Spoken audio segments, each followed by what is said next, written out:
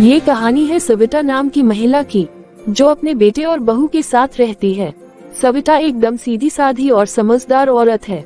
सविता की बहू हेमा बहुत चालाक किस्म की लड़की है, जो सबको अपने इशारों पर नाचाना अच्छे से जानती है। अब इस टाइम पर कौन आ गया? माता जी हम हैं। 1 मिनट रुको बेटा, मैं बहू को बुलाती हूँ। हेमा धुबी आया है, अपने कपड़े भी दो बेटा। भैया तुम यही रुको, मैं भी अपनी साड़ियाँ ले आती हूँ। ठीक है माता जी। मम्मी जी साड़ी देने की कोई जरूरत नहीं है। क्यों, क्या हुआ मैडम जी? भैया आजकल आप सही से काम नहीं कर रहे, मेरे सारे कपड़े आपने खराब कर दिए। नहीं मैडम जी, हम इतने समय से काम कर रहे हैं, आज तक कभी किसी को भी शिकायत का मौका नहीं दिया। तुम्हारा क्या मतलब है? मैं झूठ बोल रही हूँ। जाओ यहाँ से, हमें नहीं करवाना तुमसे काम। तुम्हारा जो भी हिसाब है शाम को तुम्हारे भैया तुम्हारी दुकान पर ही दे आएंगे। ठीक है मैडम जी, जैसा आपको ठीक लगे मैडम जी। माँ जी आज से हम अपने आप ही कपड़े प्रेस कर लेंगे और आप अपनी साड़ियों में खुद ही कलफ लगा लेना। ठीक है बहू। माँ जी आज रात को आप खाने में मटर पनीर बना लो, आपके हाथों का खाना आपके बेटे को बहुत पसंद है। ठीक है बहू, जैसे तुम बोलो। हेमा जो भी कहती, सविता चुपचाप से उसकी बात को मान लेती। फिर थोड़ी देर में हेमा का पति अजय आ जाता है। आप आ गए? हाँ बहुत थक गया हूँ। आप आराम से बैठ जाओ। हाँ अब ठीक है। अच्छा हेमा, मैं कल कानपुर जा रहा हूँ ऑफिस के काम से। क्या कानपुर? सुन लो जी, मैं भी साथ चलूंगी। कितने दिन हो गए हैं मुझे माँ से मिले हुए, माँ भी खुश हो जाएगी। लेकिन मैं तो ऑफिस के काम से जा रहा हूँ, मैं तुम्हें मम्मी के घर तक छोड़ने नहीं आ पाऊंगा। उसकी कोई बात नहीं, वो मैं मैनेज कर लूंगी। कानपुर तक तो साथ जाएंगे। पर हेमा यहाँ माँ का ध्यान कौन रखेगा? माँ तो अकेले ही रह जाएंगी, और अगर माँ को कोई दिक्कत हुई तो किसको बोलेंगी? अरे कुछ दिनों की तो बात है, माँ रह लेंगी। हम ऐसा करेंगे, सामने वाली काकी को बोलकर जाएंगे कि माँ का ध्यान रखे। हेमा पहले माँ से तो पूछ लो। अरे माँ जी से क्या पूछना, वो कभी मना कहा करती है। फिर भी पूछना तो हमारा ही फर्ज है। ठीक है आप कहते हैं तो पूछ लेती हूँ। फिर हेमा अपनी सास के कमरे में बात करने जाती है। मम्मी जी कल अजय कानपुर जा रहे हैं, मैं सोच रही हूँ कि मैं भी साथ चली जाती हूँ, थोड़े दिन माँ के पास रह लूंगी। मम्मी जी आपको कोई दिक्कत तो नहीं है, मैं चली जाऊँ क्या? हाँ बहू चली जाओ। देखा मैंने कहा था ना, मम्मी जी कभी भी मना नहीं करेंगी। आप बेकार में ही परेशान हो रहे थे। चलो ठीक है, जब माँ ने ही कह दिया तो फिर कर लो पैकिंग, चलते हैं। फिर अजय अपनी माँ के पास जाता है। माँ आप अपना ध्यान रखना, हम थोड़े दिन में ही आ जाएंगे, और आपको कुछ भी जरूरत हो तो तुरंत ही मुझे फोन कर देना है। हाँ ठीक है बेटा, लेकिन ध्यान से जाना। हाँ ठीक है माँ। हेमा और अजय कानपुर के लिए निकल जाते हैं। जैसे ही बहू बेटा घर से जाते हैं, सविता के रंग ही बदल जाते हैं। सविता अपनी सहेली को फोन करके घर बुला लेती है। आजा रमा आजा। क्या बात है, आज तो अलग ही मूड में है। क्यों ना हो भाई, अजय और हेमा कानपुर गए हैं, आज मैं चैन की सांस लूंगी। उस चुड़ैल ने तो मेरा जीना हराम कर रखा था। ये तुझे क्या हो गया सविता? सही तो बोल रही हूँ, शुक्र है कम से कम बोली तो सही। तूने तो अपनी जुबान सिल ही रखी थी, जो कुछ भी तेरी बहू बोलती थी, और तू गाय की तरह सिर हिलाकर काम कर देती थी। तो और क्या करती, मैं भी बोलती तो बिना मतलब के घर में रोज कलेश होता, और मेरा बेटा बेकार में ही परेशान हो जाता। पर सविता कभी कभी तो बोलना ही पड़ता है। बहू को कैसे पता चलेगा कि वो सही है या गलत? उसके जो मन में आएगा करती रहेगी, क्योंकि कोई उसे रोकने वाला नहीं है।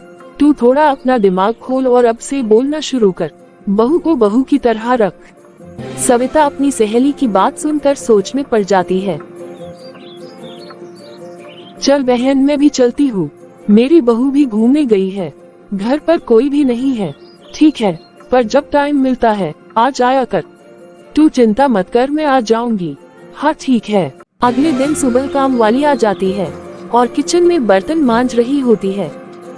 सीमा काम हो गया तो 2 कप कड़क चाय बना ले, अदरक इलायची डालकर। बाहर बैठकर आराम से पीते हैं और थोड़ी सी बातें भी कर लेंगी। जी ठीक है माँ जी। आज माँ जी को क्या हुआ? जब से इनकी बहू आई है मुझे पानी भी नहीं पूछा और आज चाय पिला रही है। क्या हुआ है माँ जी आपको? अरे तू बैठ जा आज मेरे पास, बहुत टाइम है बात करने को। माँ जी दीदी कहाँ है? अरे वो चुड़ैल तो अपने मायके गई है। तभी मैं सोचूं कि आज माँ जी को क्या हुआ। वैसे तो दीदी के सामने आपकी बोलती बंद हो जाती है, पर आज तो आप बड़ा चटपट कर रही हो। तू उस कल मोही की बात मत कर, कम से कम 2 दिन तो अपनी जिंदगी जी लूं। वो आएगी तो फिर से सब कुछ वैसा ही हो जाएगा। माँ जी ये भला क्या बात हुई? वो आपकी बहू है, आप नहीं कि उसकी मर्जी चलेगी। आप थोड़ा सा टाइट हो जाओ, देखो फिर कमाल। बहू तो मेरी भी है, पर मेरे आगे बिल्कुल भी बोलती नहीं है, एकदम लकड़ी की तरह सीधा करके रखती हूँ। अच्छा, इसका मतलब कि मैं ही पागल हूँ जो अपनी बहू के आगे कुछ बोलती नहीं हूँ। और क्या माँ जी, पर एक बात बोलूं, जो बोलना है अपने बेटे के सामने बोलना, ताकि माना ही ना कर पाए। अगर आप अपने बेटे के सामने नहीं बोलोगे तो बाद में आपकी बहू अपने पति को भड़काएगी। ये तो तूने बहुत ही अच्छी बात की है, अब डरने की जरूरत नहीं है। माँ जी जो चीज बिल्कुल सही है उसको बोलने में क्या डर।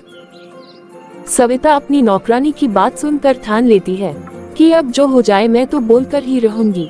उतनी देर में ही सविता की बहू हेमा का फोन आ जाता है। और मम्मी जी आप ठीक हो ना? हाँ मुझे क्या हुआ, मैं बिल्कुल ठीक हूँ। तू सुना, तू तो ठीक है? हाँ मैं भी ठीक हूँ मम्मी जी। मम्मी जी रात को याद से दरवाजा बंद कर लिया करो, आजकल बड़ी चोरी हो रही है। अगर किसी को पता चल गया कि आप घर में अकेले हैं तो बिना मतलब की मुसीबत हो जाएगी।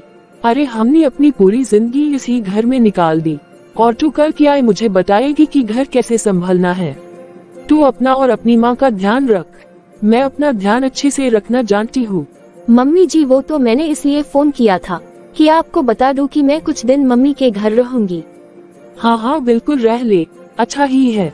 अजय अगले महीने आएगा तभी आ जाइयो, तब तक मैं भी अपने हिसाब से रह लूंगी। मम्मी जी ये आप क्या बोल रही है? क्यों, मैंने कुछ गलत बोला क्या? नहीं मम्मी जी मैंने ऐसा तो बिल्कुल भी नहीं बोला। तो फिर क्या मतलब है तुम्हारा? अरे नहीं नहीं मम्मी जी कुछ नहीं। अच्छा मम्मी जी मैं रखती हूँ। हाँ ठीक है। हेमा की तो मानो पैरों तले से जमीन ही खिसक गई। अपनी सास की बातें सुनकर हेमा अपनी सास की बात अपनी माँ को बताती है। अच्छा तो ये बात है, क्या हम इतने गए गुजरे हैं कि अपनी बेटी को रख नहीं सकते? हेमा तू दामाद जी को बोल दे कि तू यही रुकेगी, जिसको जरूरत है आकर ले जाए। बेटा हमें तेरा रहना बुरा कोई लग रहा है। पर माँ ये अचानक से क्या हो गया? मेरी सास तो कभी भी कुछ नहीं बोलती और आज एकदम इतना कुछ कैसे बोल दिया? मुझे तो अभी तक यकीन नहीं हो रहा। अरे अपने बेटे के सामने अच्छी बनकर दिखा रही होगी, तू अपनी सास को कम मत समझ। नहीं माँ ऐसा तो नहीं है, मुझे भी इतना टाइम हो गया है साथ में रहते हुए। अरे तू अभी बच्ची है, तुझे क्या पता। बेटा सास तो सास ही होती है, कभी भी माँ नहीं बन सकती। हाँ माँ मैं भी नहीं जाऊंगी। बिल्कुल सही है बेटा। अजय हेमा और अपनी सास की सारी बातें सुन लेता है पर वो कुछ नहीं बोलता।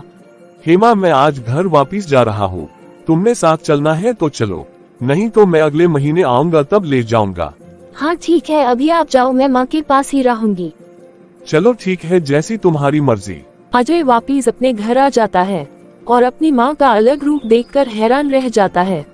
माँ आज तो आप बहुत ही सुंदर लग रही हो, आज इतने दिनों बाद मैंने आपको ऐसा देखा है। हाँ बेटा पता नहीं आज कैसे मन कर गया, तो सोचा कि कुछ अपने बारे में भी सोच लूं। ये आपने बहुत ही अच्छा किया, आपका जो मन करता है वो करो, आपकी खुशी में ही मेरी खुशी है। बेटा तू ही तो है जिसके लिए जीना चाहती हूँ, नहीं तो तेरे पापा के बाद तो जैसे सारी इच्छाएं ही खत्म हो गई थी। माँ किसी के जाने से अपनी जिंदगी कोई जीना छोड़ देते हैं। आप मेरे लिए सब कुछ करो, अच्छा खाओ, अच्छे अच्छे कपड़े पहनो, सहेलियों के साथ गप्पे मारो और अपने बेटे के राज में ऐश करो। और माँ कभी भी आपको कोई बात परेशान करे तो बिना किसी संकोच के बता सकते हो। हाँ बेटा मैं जरूर बताऊंगी। और बेटा वैसे भी तेरे होते हुए मुझे क्या परेशानी हो सकती है? बिल्कुल सही बोला माँ, आप ऐश करो।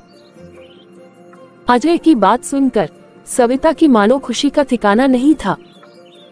2 दिन बाद सविता की सहेली उससे मिलने आ जाती है और कामवाली भी घर पर होती है। सविता तू कैसी है? मैं तो अब बिल्कुल ठीक हूँ। सीमा आज 3 कप चाय बना ले, साथ में पकोड़े भी बना लियो। आज मेरी सहेली आए है। तू ऐसे ही रहा कर सविता। जब भाई साहब थे तब तू ऐसे ही अपनी मस्ती में रहती थी। पता नहीं बहू के आते ही तूने तो जैसे जीना ही छोड़ दिया था। तूने आखिर ऐसा क्या ही क्यों? मुझे लगा कि लोग क्या सोचेंगे कि बहू वाली हो गई है और उसके शौक ही खत्म नहीं हो रहे। अरे माँ जी, ऐसा कोई होता है?